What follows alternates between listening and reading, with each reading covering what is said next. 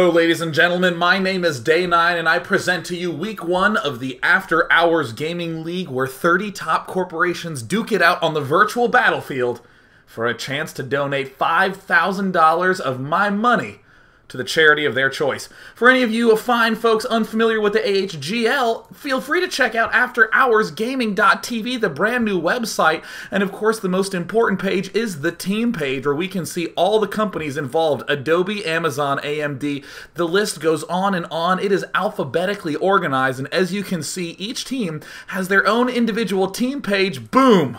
Where you can figure out things like, how on earth is Shopify so good at taking photos of themselves?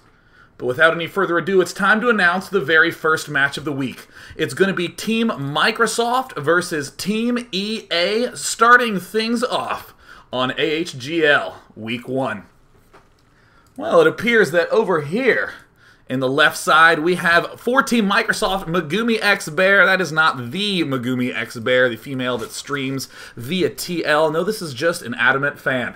A very adamant fan. Spawning there in the left position. On the right from Team Electronic Arts is Gasty. Electronic Arts making their debut here in the After Hours Gaming League. The first map of the week is going to be Antigua Shipyard. Now, for any of you who didn't know, Microsoft won the Season 1 of the After Hours Gaming League, the inaugural season, with their Mega Giga Badass tagline. What is it? Oh, that's right. Macro hard, Microsoft. How much better does it get than that? Gasty, on the other hand, one of the new teams, Electronic Arts, perhaps not as familiar with winning as Microsoft is. Going to be starting off, Gasty's planting down that initial pylon there at his natural expansion, scouting up to the top left corner. It looks like the bear from Team Microsoft, the red team, likely going to be going for a fairly early expand. The general strategy for Zergs is to take 3 bases fast, to roach it up, and then to keep roaching until you can't really put pressure on your opponent anymore. Often, if you can roach just enough, you can prevent your opponent from locking down this third. Gasty hasn't found his opponent yet, so he's planting down that very early forge on 13. It used to be that players would delay that forge, but increasingly players are saying, well, if I build it early enough, not only do I defend a 6 pool, but also I can just cannon rush and kill off an early expand. And any win that involves a cannon rush is totally kick-ass. Gasty now pokes up into the Microsoft Zerg's base, spotting up everything that is going on. Keep in mind that these two teams are not just playing for arbitrary giggles. No, no. Team Microsoft is playing for $5,000 in charity prize money to Doctors Without Borders, EA, battling for the Make-A-Wish Foundation. Because who doesn't love playing video games, winning my money, and giving it to people in need? And it looks like, ooh, he doesn't manage to block the hatchery. What a crisis. What a frown town that has just occurred. Gasty, well, I guess that's no big deal. I guess your opponent is going to always get that hatchery down eventually, but Gasty would have loved to avoid that if possible.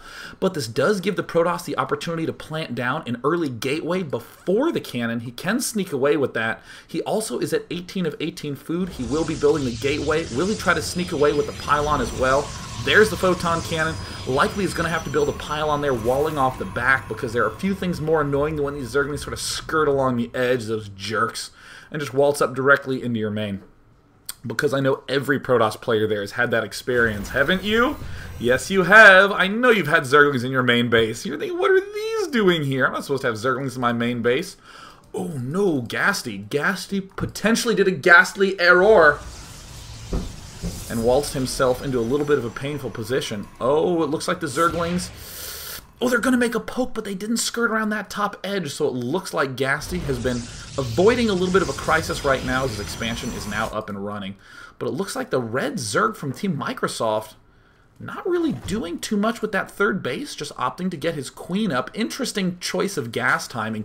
Would not expect him to be going for Zergling speed right now. It's a little bit late to be going for Zergling speed. It would almost always be better to take a third than go for Zergling speed right now. But could he actually be going for an early layer? Or will he really be going for that speed? Ooh, it's going to be quite close. Looks like he is putting guys back in gas. Oh, it looks like we may very well see an early layer play. Is he going to go Mutalisk? Does he think he's Demaga? Because if he is, well, if he is Demaga, then that's cheating, and we don't allow that here. But if he's not, if he's just doing his Demaga impersonation, we could be seeing some mass Mutaliskage. Indeed, this is becoming more and more and more a popular strategy in this matchup, the mass Mutalisk, mass Spinecrawler mixture, where you wall off large portions of the map and just counterattack as much as possible. It's a little bit tough to be able to actually pick off your opponent when he's doing that, because every time you leave your base, he just kills off all your probes. In the meantime, it looks like Gasty is going for a second gateway. Cybernetics core is done, and a robotics facility. Now, this could be a very, very early Colossus push. That's not a timing that we really see very much anymore. StarTales Ace loved the fast Colossus push, but I'm hoping it's something Warp Prism related, because few things make me smile a grin as large as Warp Prism harass. It looks like the red Zerg, the bear, planting down as many a Spinecrawler as possible, extending that creep tumor, being able to plant those Spinecrawlers at this ramp, such a huge advantage, shuts down so much Stalker harass. Looks like this third gateway is now going down for Gasty. More pylons, just a single sentry, relatively passive play, and Gasty has to know something's up. He checked up here, saw no third, is marching forward with his bold Suicide Zealot just to check up, and he's definitely going to be very wary. We see that that one Spire is already up and building. Could potentially be a little bit dangerous if he doesn't have enough up. And ooh, that's got to be a big sign. There's now an Observer floating into his, an Overseer floating in his base, basically screaming that I have a layer done, or I built this one in the map editor. Uh-oh, Megumi X Bear taking a little bit of pain, getting tickled to death, perhaps? No, the tickling was not vigorous enough. The Overseer does manage to escape with his life. And more gateways plopping up. It looks like we're starting to see an increase in the Stalker count, but this is one thing that concerns me a little bit. Gasty is now moving with an Observer, and this is going to arrive just in time to see that the Spire is done. But this is always a passive move. If I get my Observer to your base and I see that there's a Spire up, all I start doing is wishing that I had spent that 100 gas instead on that Observer on a Twilight Council. Looks like Gasty's continuing to poke around, being very responsible, realizing, you know what, if my opponent doesn't have that third up, maybe he has a third elsewhere. There's the Observer getting into the main base. Gasty! Gaston! There he is. Oh my gosh, the future husband of Belle in an alternate universe of Beauty and the Beast does manage to spot the Spire. That joke was complicated. Look, he's just seen the Spire. It looks like the bear has seen the ripple and is aware of potentially what could be coming up. And Gasty in a little bit of emergency mode, now trying to get up, blink as quickly as possible. How's the Stalker count looking? Making a lot of photon cannons, but it looks like Gasty having to do some of the emergency response action as quickly as possible. Gaston doing his best to set up the defense. The bear's now moving to the backside. He's going to try to see if there's anything in the vulnerable regions where these probes are mining away. But I think that even the bear is expecting not to run into a wide open defenseless position. But oh yes, he's doing his Demaga impersonation. BC, more Spinecrawlers, go, go, go. Why have 100 drones when you could have 50 drones and 50 Spinecrawlers? This is what it would say on the back of a cereal box made by the Ukrainian Zerg Demaga. And cereal boxes is a very common follow-up profession when players retire from pro gaming. You heard it here first. It looks like, ooh, this is going to be a nice spot for the Microsoft Zergies, now spotting the fact that there's absolutely no expansion up at the third base. A couple of probes are vulnerable. Ooh, he boxed a little bit too hard. Ooh, nerves getting to Gaston, the EA toss. Trying to pull his Stalker and Sentry forward, accidentally boxing his probes along with it. And now, gooping up. The one thing to remember about expansions is location, location, location. It looks like a sewage pipe burst. It's going to need some serious civil engineering to fix that expansion up ready for the nabbing. And there are a few things more civil than being shot with a plasma cannon.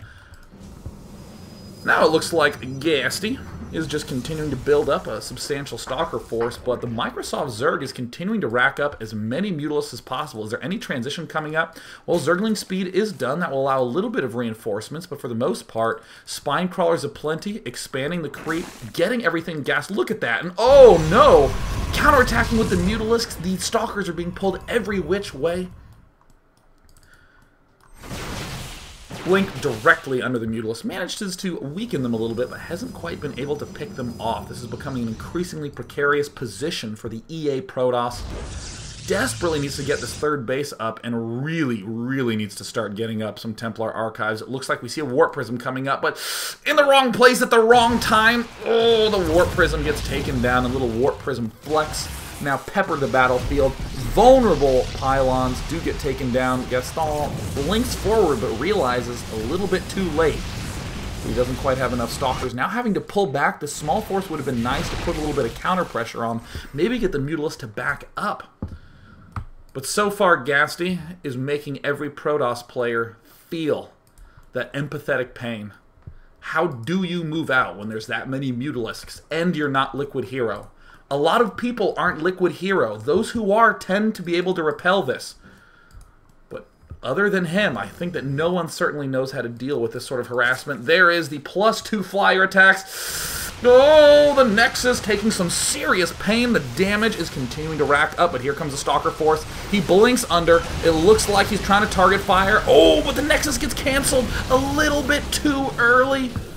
Gasty with the itchy escape trigger finger. Not nearly as potent as having a trigger finger when referring to a gun, but still just as painful as when you see that Nexus cancel, realize it could have popped up but didn't. And now Gasty starting to move forward. Going to try to find if there's any way he can begin to reduce this expansion amount. Great positioning there, very Naniwa-esque, cutting the Mutalisks off so they have to make a wider arc around to the back of the main. Looks like the Stalkers continue to advance forward. One Stalker having a nice high up skyscraper property there. Gasty's trying to find if there's any angle he can begin to hit from, but it looks like the Mutalisks are again going back to the third. Gasty has had to cancel this 3 full times, and there Gasty, oh no, doing some nice picking away at this creep tumor, but yeah, this guy is definitely Demaga, building as many as he can. The Mutalisks now managed to take out that expansion of 4th base up for the Microsoft Zergy, and it looks like Gasty trying to take down the destructible debris, but with a few too many spine crawlers that makes any sense whatsoever. It looks like Gasty's going to have a little bit of an uphill battle. He's trying to get in a good position. The Guardian Shields are up, but the Mutalisk numbers are incredibly high. Stalker's trying to do the best that they can, but I don't know what it says in the counter list for Mutalisk, but it seems that... How many Mutalisks does he have? 25? That's pretty good at responding to virtually anything.